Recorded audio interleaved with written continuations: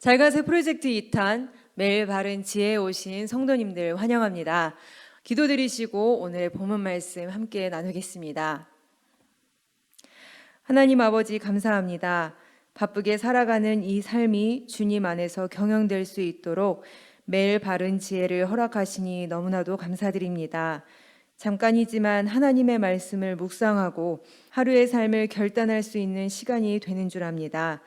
여러 환경들 가운데 듣는 우리의 마음을 열어 주옵시고 듣는 말씀이 우리의 삶에 살아 역사할 수 있도록 인도하여 주옵소서. 살아계신 주 예수 그리스도의 이름으로 기도드립니다. 아멘. 오늘 하나님께서 주시는 말씀은 잠언 5장 21절에서 23절 말씀입니다. 함께 읽겠습니다. 대저 사람의 길은 여호와의 눈 앞에 있나니 그가 그 사람의 모든 길을 평탄하게 하시느니라. 악인은 자기의 악에 걸리며 그 죄의 줄에 매이나니 그는 훈계를 받지 아니함으로 말미암아 죽겠고 심히 미련함으로 말미암아 혼미하게 되느니라. 아멘. 직장에서, 가정에서, 교회에서 내게 맡겨진 일에 대해 현실의 무게를 감당하지 못해 벗어나고 싶을 때가 종종 있습니다.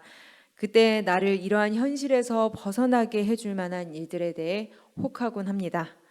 현실은 그대로라는 것을 알지만 잠시 이 고통을 잊고 싶어 결국 선택하는 것이 스스로 즐거운 것처럼 느끼게 하는 많은 것들이죠. 극단적으로 예를 들면 독주, 마약, 여러 중독들, 그리고 본문에서 교훈하고 있는 외도, 즉 간음입니다. 다 다른 것처럼 보이지만 결국 같은 원리로 우리에게 유혹으로 다가오고 있고 한번 빠지면 그의 매력에 벗어나기가 참 어려워 보입니다. 그러기에 반복적으로 우리에게 경계의 말씀을 해주고 계시죠. 성경에서 다윗과 밧세바의 사건을 보면 하나님과 동행했던 다윗마저도 음란의 미혹에 걸려 넘어지는 것을 볼 때 지금 당장 나와 상관없는 이야기라 할지라도 항상 겸손한 마음으로 내 마음을 주님의 말씀으로 겸비하는 우리 모두가 되길 바라겠습니다. 잠언 5장 3절 말씀입니다. 대저 음녀의 입술은 꿀을 떨어뜨리며 그의 입은 기름보다 미끄러우나. 듣기 좋은 말로 그럴듯한 말로 다가와 나의 정신을 흐리게 합니다. 이미 우리는 많이 경험하고 있습니다. 가족들과 함께 보는 드라마에서, 남편과 아이를 보내고 집에 남겨진 주부들이 보는 드라마에서 부적절한 관계의 사랑이 아름다운 것처럼 합리화되고 더 나아가 조장하는 내용들이 더러 있습니다. 또한 대중가요의 선정적인 가사들을 초등학생 저학년들이 신나게 흥얼거리는 것을 볼 때면 아찔한 마음이 듭니다. 수도 없이 보고 듣는 것들에 의해서 우리의 마음이 무뎌지고 무방비 상태가 되어 결정적인 순간 음녀에게 당하는 일이 우리 가운데 없기를 바라겠습니다. 본문에서는 음녀라고 말하고 있지만 음에게 유혹을 받을 수 있는 모두에게 해당되는 내용입니다. 음녀의 달콤한 말과 대비되는 따끔한 말씀이 우리에게 있으니 이와 같습니다. 8절입니다. 내 길이 그에게서 멀리하라. 그의 집 문에도 가까이 가지 말라. 단호해 보이지만 우리를 지으신 하나님께서는 우리의 특징, 우리의 연약함을 누구보다도 잘 아시기 때문에 솔로몬을 통해 아예 그 자리를 떠나라고 말씀하시는 것입니다. 유혹이 통할 수 없는 지혜를 허락하신 것이죠.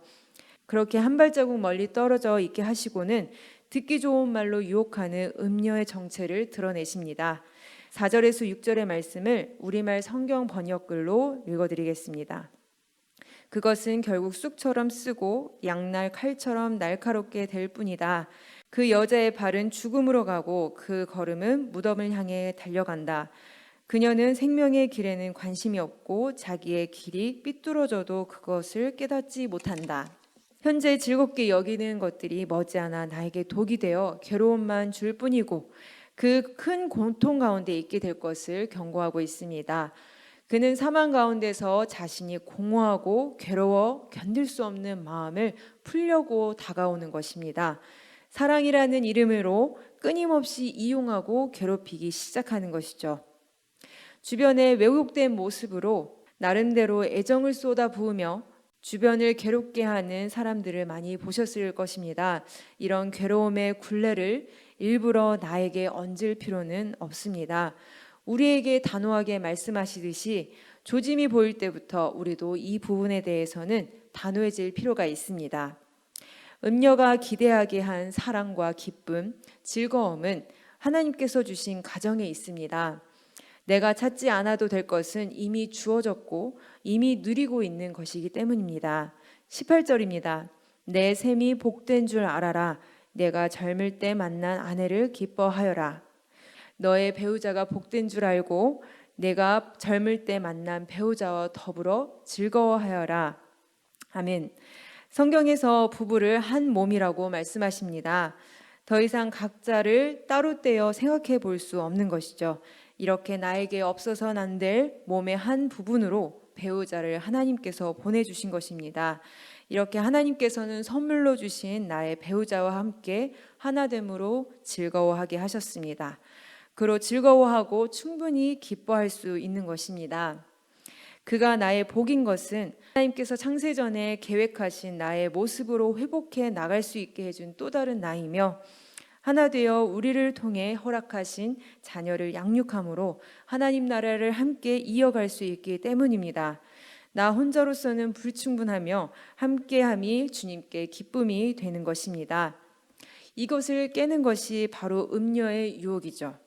또한 이 유혹에 가담하는 것이 나의 욕심입니다. 내게 주어진 것에 만족하지 못하는 마음, 나의 영역을 넓혀 모든 것을 정복하고자 하는 마음, 이러한 욕심들이 이 유혹에 걸려 넘어지게 합니다. 아담과 하와, 하나님께 충분한 것을 받아서 그 안에 충분한 것을 즐거워하고 기쁠 수가 있었습니다. 하지만 이에 만족하지 못하고 하나님처럼 완전하길 바랬죠. 내가 가지지 못하는 것에 대해서 갈망이 있을 때 뱀이 속삭여 하나님과 다른 것을 주장합니다. 결국 원하는 것을 얻기는커녕 불순종으로 하나님과 멀어져 가지고 있는 모든 것들을 잃어버리게 되는 결과를 맞게 되었습니다. 15절과 17절입니다. 너는 내 샘물에서 물을 마시고 내 우물에서 흐르는 물만 마셔라. 그 물을 너만의 것이 되게 하고 다른 사람과는 절대 나누지 마라. 아멘. 하나님께서 허락하신 나의 영역을 분명히 구분하고 이를 지키는 것이 중요합니다. 또한 이 안에서 충분히 즐거워하고 만족하는 것이 곧 하나님을 믿는 우리의 신앙의 삶이라는 것을 기억해야 합니다. 이렇게 아무리 말해도 내 안에서는 내 마음대로 하고 싶은 이 마음 어떻게 하면 좋을까요? 22절에서 23절 말씀입니다. 악인은 자기의 악에 걸리며 그 죄의 줄에 매이나니 그는 훈계를 받지 아니함으로 말미암아 죽겠고 심히 미련함으로 말미암아 혼미하게 되느니라. 악인은 훈계를 받지 않았습니다. 그렇기에 그의 미련함으로 결국 방황하게 되는 거죠. 우리에게는 이렇게 날마다 말씀을 접할 수 있는 기회를 허락하셨습니다. 매일 주어지는 이 말씀들을 통하여서 훈계를 받으니 이것이 나의 어리석은 선택을 멈추게 하실 것입니다. 21절입니다. 대저 사람의 길은 여호와의 눈앞에 있나니 그가 그 사람의 모든 길을 평탄하게 하시느니라. 아멘. 나의 모든 것들을 살피시는 하나님께서 내게 주신 말씀들을 생각나게 하셔서 새로운 양심으로 하나님의 뜻대로 살고자 하는 마음으로 모든 것들을 이기게 하실 것입니다. 그런 오늘 하루, 앞으로의 시간들이 되시길 바라겠습니다. 오늘 들은 말씀들을 기억하며 함께 기도하겠습니다. 주님, 우리에게 많은 것들을 허락하시고 날마다 채워가시는 그 은혜에 감사드립니다. 날마다 부족한 것만 세어갔지 받은 것들을 잊고 사는 우리들입니다. 이렇게 주님께 시선을 두어 주님께서 가리키시는 것들을 바라보며 이 땅을 살아가는 날 동안에 주님 안에서 만족하며 살아가길 바랍니다. 그런 가운데 날마다 우리에게 다가오는 많은 유혹들로부터 우리를 보호하여 주실 줄 믿습니다. 우리에게 선물로 주신 배우자를 주님 대하듯 더욱 섬길 수 있게 사랑할 수 있게 하시며 또한 아직 가정을 이루지 못한 청년들은 주님이 중심된 축복된 결혼을 소망하며 주님의 뜻을 이루도록 하여 주옵소서. 이 모든 말씀 살아계신 주 예수 그리스도의 이름으로 기도드립니다. 아멘.